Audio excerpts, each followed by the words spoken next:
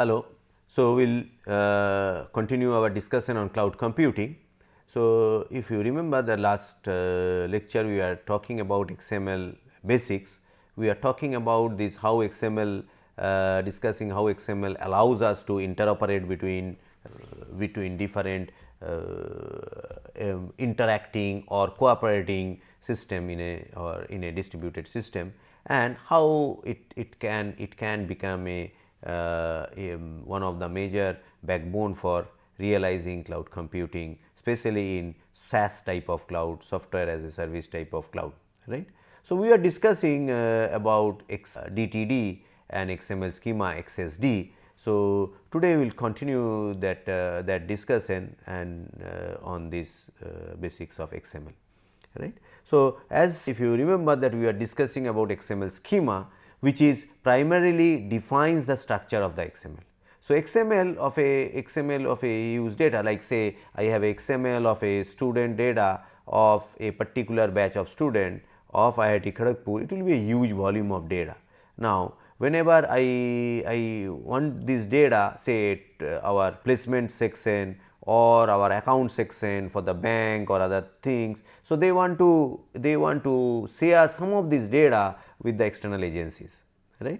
So, one way of looking at it, that share a part of the schema, look at the schema and share the part of the things with the external agencies, or I want to, on the other way, any organization takes the data from the other organization. So, the first of all there is a need of that schema to be agreed upon, that what should be there. So, the XML schema plays a vital role in exchange of information, helping in interoperability between different repositories.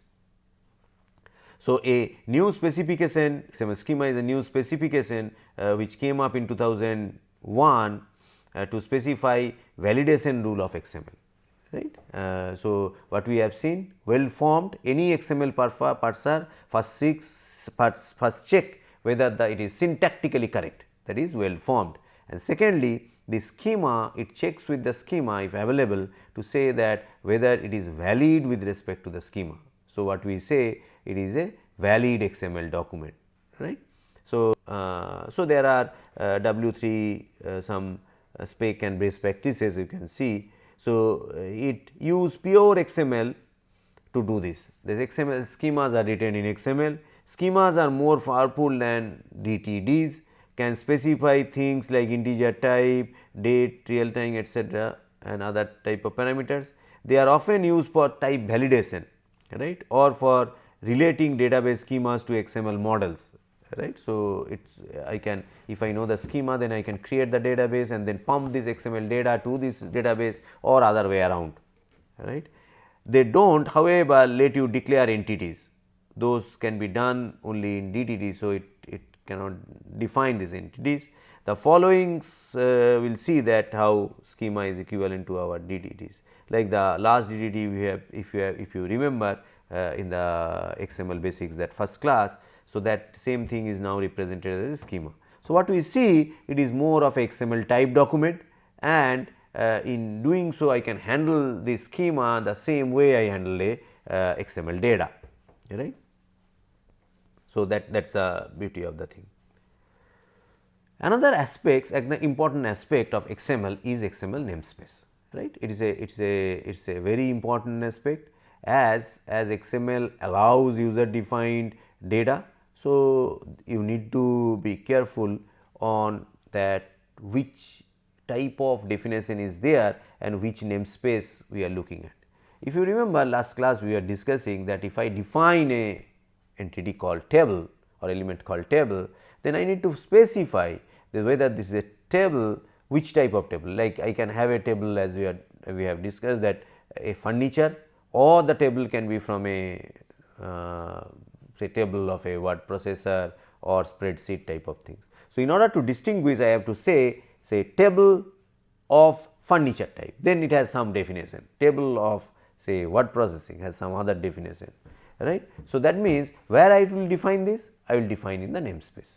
So, the namespace tell me, namespace basically specifies that which what element is there, what sort of dealing it's etc. there.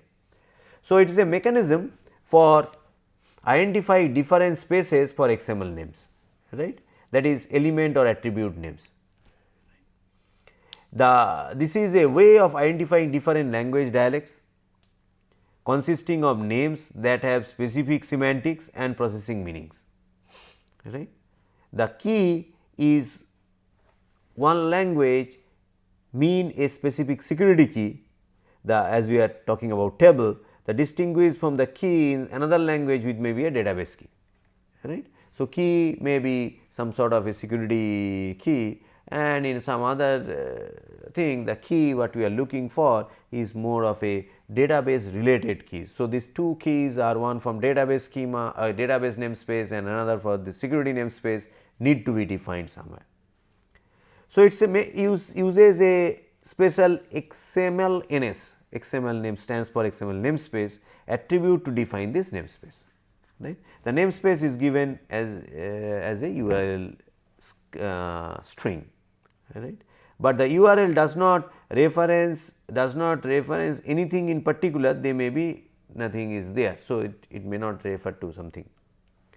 So, namespace, so mixing language dialects together. So, namespace let you do this relatively easier, like I can have something from this, something from that, like I want both the keys, right, from the database keys, then I use the security key for unlocking the database, and then use the database key for accessing the both the keys I am using somewhere some other, right, and both are in the XML. So, this XML namespace may allow me to do that, like I can say that db dot key means something, or somewhere something dot something that sec dot security dot something is means some other key. So, I basically specify the type of key is there.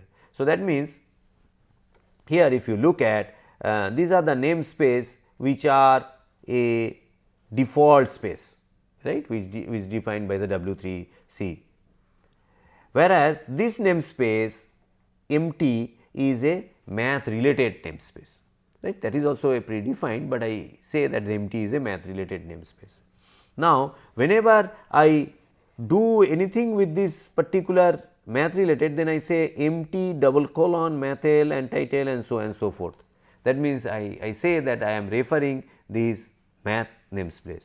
So, empty prefix indicates the space mathml a different language, mathml may be a totally different language, and I basically able to use those elements of that particular namespace in my document. So, namespace as we see plays an important role, and we should be careful, and the namespace definition are should be there. So, in other words, so whenever we do like we have seen that mathml, that what we do is more of looking at the that particular namespace and how to use it and type of things. Another important aspects, already we have discussed some of these, is XML software, right. So, as XML document is one is representation in textual mode, whereas I need to process it and type of thing. When first of all I validate well form or not syntactically, this is one part. Secondly, need to process it for different application etc. So, this XML software plays a important role. So, XML parser reads in XML data, checks for syntactic, possibly with DDT and schema constraint, and makes all data available to an application. There are three generic XML APIs or parser APIs, like one is a SAX parser, simple API to XML, event based. It is a very popular, widely used parser and available mostly in all platform. Another is DOM parser, document object model or object tree based parser. Another is JDOM parser, Java DOM parser, right. So, lots of XML parser and interface software available in different language, different operating systems. SAX based parsers are fast, often as fast as you can stream data, and these are very low payload parser and it is pretty fast, though the functionality is less. Whereas DOM is slower, more memory intensive, create in memory version of the entire document and type of things, right. And validating can be much slower than non-validating parser, because validating parser need to validate whether it is conform to the schema before doing any process. So, these are some of the quick look at the different parsers, like if the SAX parser is available there, it is a event based interface. Parser reports event whenever it sees a tag, attribute, text node, unresolved external entities and other. Programmers attach event handlers to handle the events, right. Advantages: it is simple to use, very fast, not doing much before you get the tags and data, right. So, it is pretty fast, low memory footprint. So, it is a low payload. Disadvantage is not doing much of the processing. So, you need to do some of the processing at your end. Not useful if you have dynamically modify document once it is in memory. So, it is not useful if you dynamically modify the documents, it is memory, since you will have to do all the work and put memory of yourself anyway. So, what it is there, it is useful when you have a vanilla type XM processing requirement which process and goes on with low memory footprint and pretty fast and overall pretty simple to use. Whereas, the document object model or the DOM parser, it is a object based interface. Parser generates in memory tree or the in memory XML tree corresponding to the XML document. DOM interface identifies method for accessing and modifying the tree, right. So, that is thing. Advantage: very useful for dynamic modification access to the tree. So, if there is a dynamic modification access to the tree dynamically changing, then it is extremely useful. Useful for querying, that is looking for data and depends on the tree structure. So, querying, because if it is a tree structure which plays a role, it is useful. It is the same interface for many programming language, C++, Java, that is as such the interface wise interoperate with the different languages. Disadvantage: can be slow, right, needs to produce the tree and needs lot of memory. DOM programming interface is little bit not that straightforward. So, it needs to be little complex and needs more what we say professional handling of the data, handling of this programming. So, in case of a DOM parser, this parser interface, it goes to this structure of the tree which is inbuilt and maintained in the thing, and based on that it serves the application.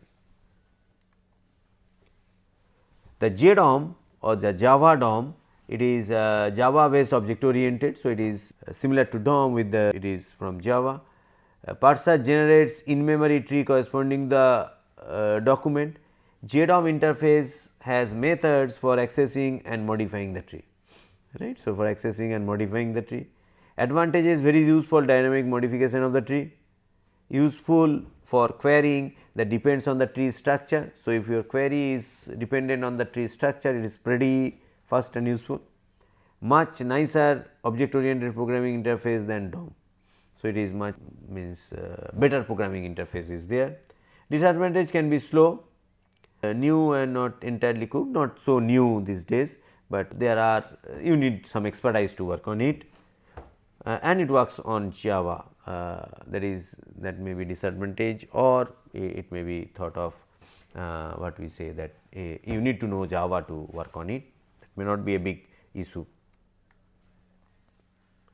There are few more like DOM4J, which is Java framework for reading, writing, navigation and editing XML, right, provides access to SAX, DOM, JDOM interface and other XML entities like XSLT and other type of interface, can do mixed SAX DOM parsing, right, and it has some advantages like good of all lots of goodies and all roll into one things in a Java package, can mix SAX and DOM parser, Apache open source license means free use and so on and so forth. There are disadvantages, it is again Java only and may be concerns for open source nature of the things, right. There are some of the things, but nevertheless it is a good one.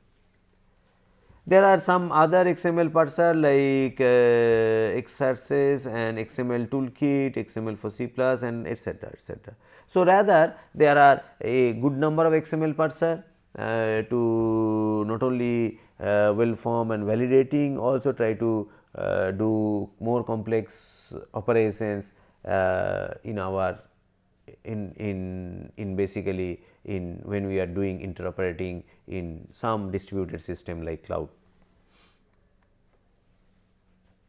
So, there are some of the benchmark like how the parser will be there, whether regarding speed, memory and stream processing, there are few parser benchmarks.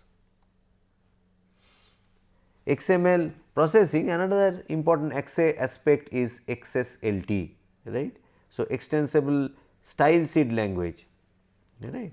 So, how XML to be represented is given by this style sheet, right. So, in some other sense I can say that XML along with this styling allows me to represent it or display it, right.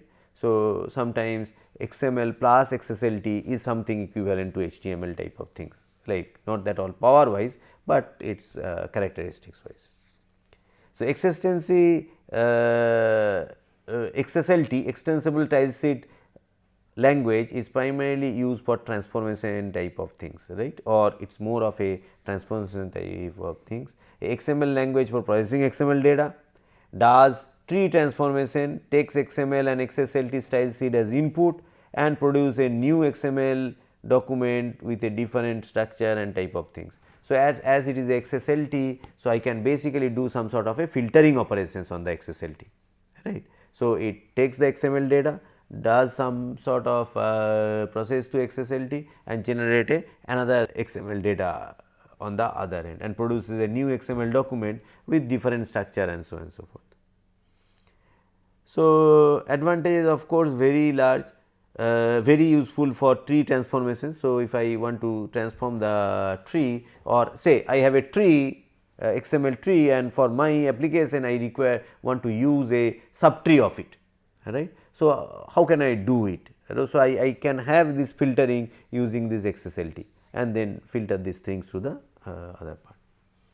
So, disadvantage can be slow for large documents or style sheets, right, it can be disadvantages and can be slow, can be difficult to debug style sheet, poor error detection etc. So, that is another is that not so versatile in error detection. So, now if we look at our big picture, so XML data is coming, right. So, we have now a style sheet with a, it requires again another XML parser and then it goes to this processor, processing unit and we have these different trees. So, I have a tree here and I can have a part of the tree out here, right. So, taking these as input, the data out is XML which is based on the XSLT has been filtered for the and generated new XML.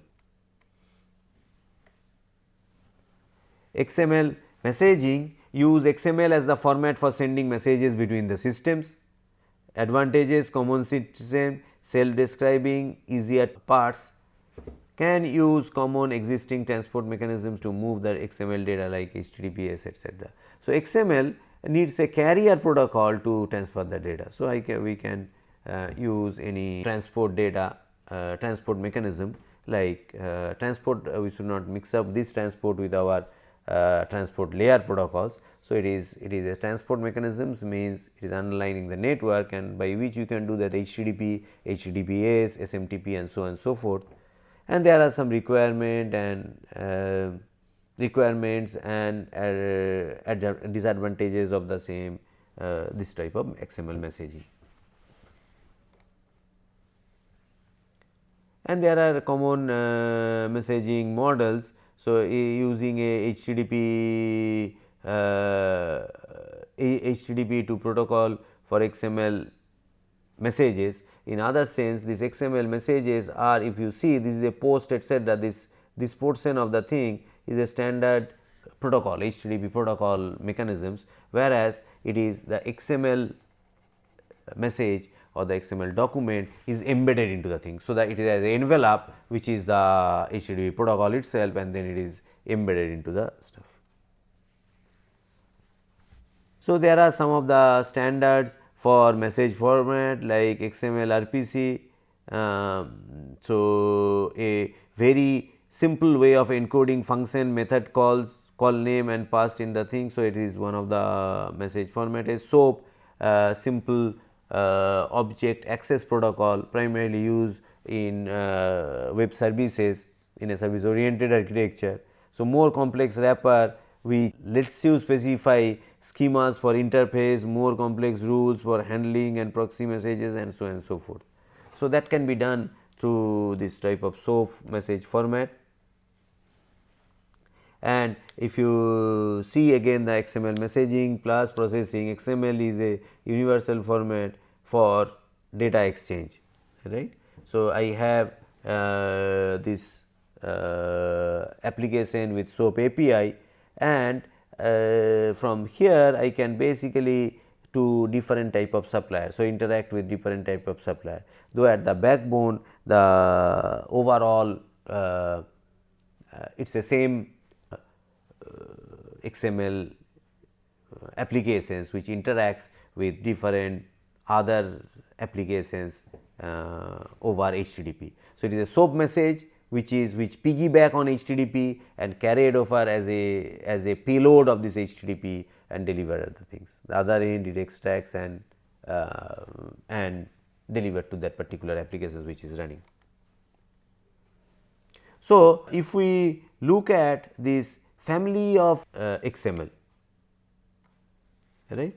So, if you look at this middle portion is the core of the things, like we have XML, XSLT, XLS, XPath, XPointer and so forth. We have not covered or we have not discussed on all the component. It is first of all that amount of time is not there, and secondly we want to have a feel that how this allows me or what are the typical properties of XML is there. Those who are interested in a more looking at the XML can follow any standard book or even W3 C School tutorial and try to do some small projects on the things.